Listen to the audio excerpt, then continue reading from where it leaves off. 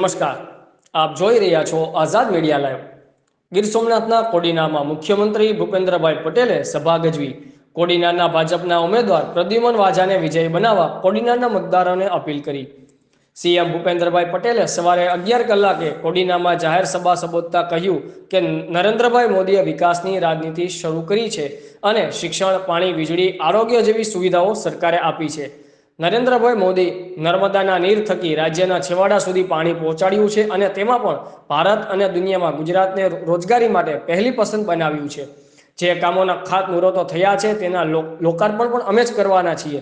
Corona કાળમાં ભાજપના નાગરિકોની સાથે ઊભું રહ્યું હતું અને નીતિ આયોગના આંકલનમાં પણ ગુજરાત નંબર 1 છે।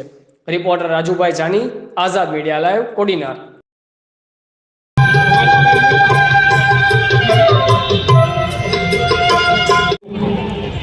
દિલીપભાઈ બારડ,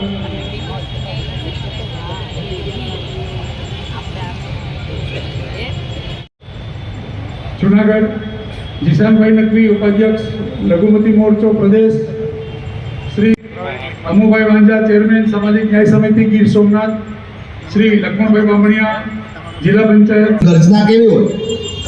આપણા સીએમ સાહેબ આયા છે, આપણી ગર્જના ગાંધીનગર સુધી સંભળાવી જોઈએ।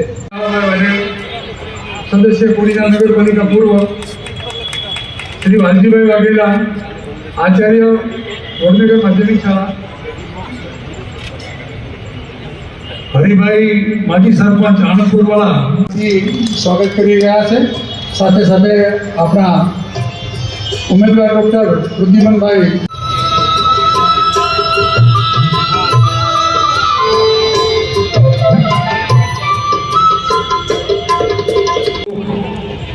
દિલીપભાઈ બારડ,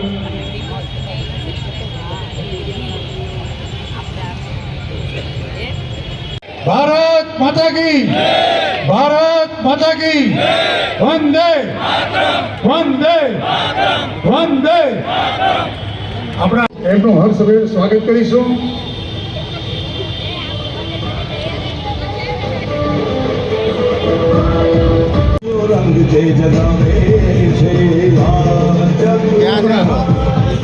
મુખ્યમંત્રી શ્રી પધારી રહ્યા છે।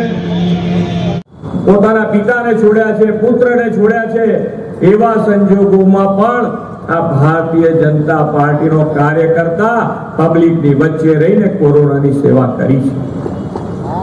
અને સારા પ્રસંગ તો બધાને ક્યાંક નાના મોટા ભૂલી જાય, પણ આ કોરોના જેવી મહામારીમાં ભારતીય જનતા પાર્ટીનો કાર્યકર્તા અને નેતાઓ બધા એમની વચ્ચે રહ્યા છે પ્રજાની, અને એના કારણે એમને ભરોસો પડ્યો છે, વિશ્વાસ પડ્યો છે, અને એ વિશ્વાસના આધારે ચાલતી આ સરકાર છે। આપણે સૌ જાણીએ છીએ કોરોના પછી ફાઇનાન્શિયલ પોઝિશન, પણ એક પણ કામ પૈસાના આધારે વિકાસનું કોઈ કામ અટક્યું નથી। આ જે મજબૂત પાયો માન્ય નરેન્દ્રભાઈએ ગુજરાતમાં નાખ્યો, અને એ મજબૂત પાયાના આધારે, એ મજબૂત પાયા ઉપર એમણે બતાવેલા માર્ગદર્શન ઉપર, એમણે બનાવેલી કેડી ઉપર અમે પણ અમારી સરકાર ખૂબ તેજીથી વધારે ને વધારે સારી રીતે કેવી રીતે આગળ વધે એના માટેનો પ્રયત્ન કર્યો છે। આ વખતનું બજેટ કોરોના પછીનું અત્યાર સુધીમાં જે ગુજરાતમાં બજેટ બન્યું છે એમાં સૌથી મોટામાં મોટું બજેટ આ કોરોના પછી અમારી સરકારે આપ્યું છે।